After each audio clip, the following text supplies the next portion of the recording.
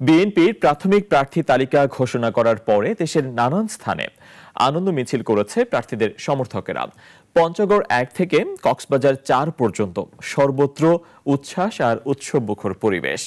নেতাকর্মীরা বলছেন, দীর্ঘ আন্দোলনের পর এই ঘোষণা নতুন উদ্দীপনা ও ঐক্যের বার্তা এনেছে। প্রতিনিধিদের পাঠানো তথ্য ছবিতে আরো জানাচ্ছেন সিরাজুল শুভ।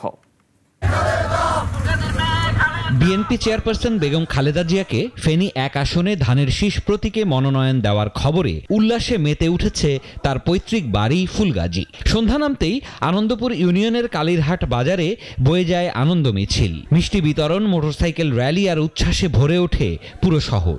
আমি মুক্তিযোদ্ধা হিসাবে 100% নিশ্চিত ভোট করবো এখানে। এখন আমাদের যেটা আশা, যেটা বলছি বাস্তবায়ন হয়েছে। ভোলায় 4টি আসনেই বিএনপি প্রার্থী মনোনয়ন পেয়ে উৎসবের আমেজে ভরে ওঠে দ্বীপ জেলা। আপনাদের ভালোবাসায় আমাকে ভোলা 1 আসন প্রার্থী হিসাবে আমার মনোনয়ন দিয়েছেন দেশের নায়ক জনাব তারেক রহমান। তার প্রতি আমার কৃতজ্ঞতা। আমি হাফিজ ইব্রাহিম, আপনাদের প্রার্থী। আমার সপক্ষে দলীয় নমিনেশন ঘোষণা করা হয়েছে। প্রতিটা ঘরে ঘরে গিয়ে আপনারা দলের জন্য ভোট প্রার্থনা করুন। গোপালগঞ্জ এবার মনোনয়নে চমক এসেছে। শেখ হাসিনার নিজ জেলা 3 আসনেই বিএনপি প্রার্থী ঘোষণা করেছে দল। আমাদের বিএনপি পরিবারকে নিয়ে মাঠে ছিলাম, সেই মাঠে থাকার কারণে আমার ভারপ্রাপ্ত চেয়ারম্যান জনাব তারেক রহমান আমাকে যে মূল্যায়ন করেছে। সিলেট 2 আসনে নিখোঁজ বিএনপি নেতা এম ইলিয়াস আলীর স্ত্রী তাহসিনা রুশদি লুনা শাহজালালের মাজারে গিয়ে আনুষ্ঠানিকভাবে প্রচারণা শুরু করেন।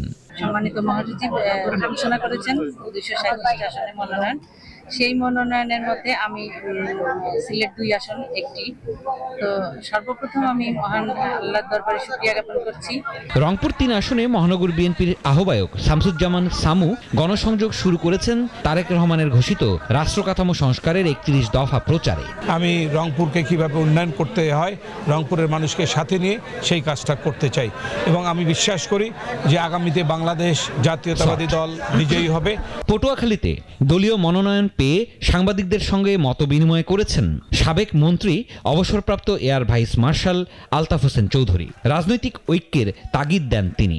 যারা পায়নি তাদের দায়িত্ব হবে যে পেয়েছে তার সঙ্গে কোঅর্ডিনেট করে, সমন্বয় করে এবং ইলেকশনে ক্যান্ডিডেটকে বিজয়ী করা।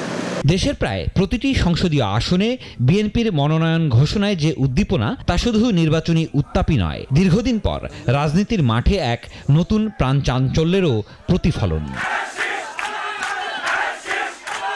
সিরাজুল শুভ, নাগরিক।